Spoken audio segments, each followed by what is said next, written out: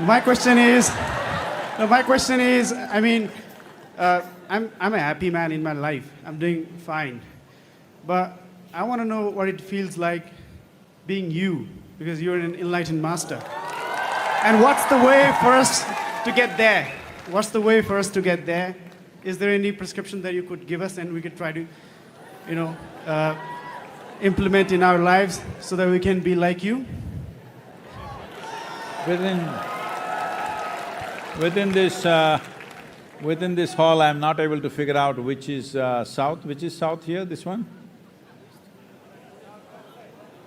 South is this way, huh? Really? I think it's here, probably somewhere here. Okay? Anyway, if you open your phone, fix the south, just keep walking till you hit Isha Yoga Center. Rest we will see.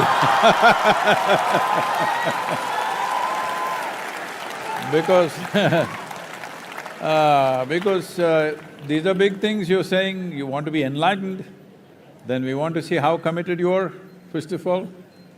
Because you must understand this, nothing worthwhile in your life will ever come to you unless you have some relentless commitment towards it. Whether it is education, business, politics, spirituality, whatever, if you don't have a relentless sense of commitment to it, it's not going to happen. If you're thinking, I will do what is comfortable, you will be comfortable, but nothing significant will happen.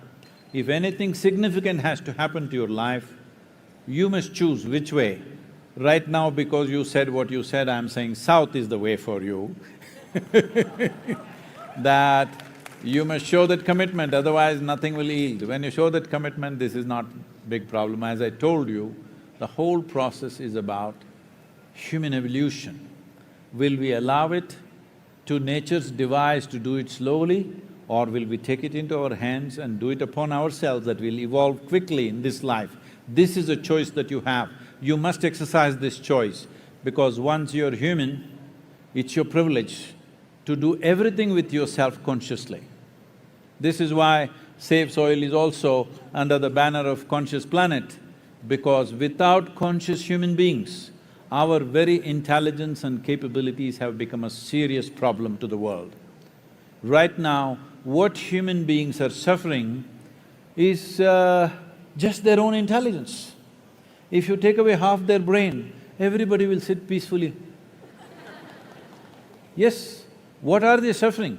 They call it stress, anxiety, this one, that one. It seems there are 72 different varieties of psychological ailments. I was talking to some top psychiatrists from United Kingdom, and they said there are 72 varieties. I said, really, 72 ways of going mad? How's this? Then they were explaining what are they, and one of them really struck a chord with me. It seems one of the psychiatric problems is compulsive nose-picking. I don't think Nepalese can do very good job with nose-picking. You know, Indians have a little bigger thing to poke till a point where it's bleeding, they keep on picking, they can't stop it. So I'm saying, you can make anything into your problem into your life, or you can make everything a solution in your life. This is a choice that we have. So, whatever kind of suffering you're having, I want you to understand the basis of your suffering is you do not know how to hold your own intelligence. You're poking yourself all the time.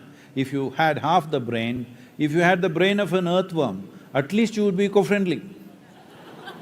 Now this big brain, we should be a solution for every life, but unfortunately we become a problem for every life, including our own.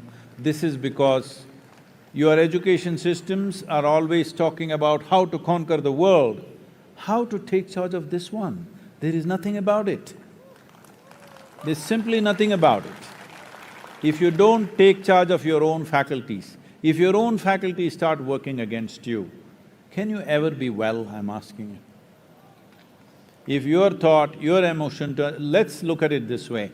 Let's say suddenly these two fingers start poking your eyeballs. What to do? If you have a friend beside you, If you have somebody who cares for you, they will hold your hand and say, don't poke your eyeballs. But if it becomes uncontrollable, they will tie it with a rope to the chair in which you're sitting. If it still doesn't work, they'll take you to your doctor and do something else. Still doesn't work, they may have your hand amputated just to save you. Hello? But this is exactly what you're doing right now. The sharpness of your intelligence is what is poking you all the time. So, I'll ask you a simple question. Do you want your intelligence to be sharp or dull? See, if you have a sharp knife in your hand, you must know how to hold it. If you are like this, intestines will come out, hello?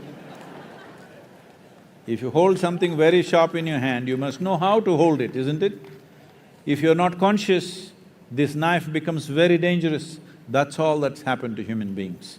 Your own intelligence has become a curse. Intelligence, is it a problem or is it the only solution we have?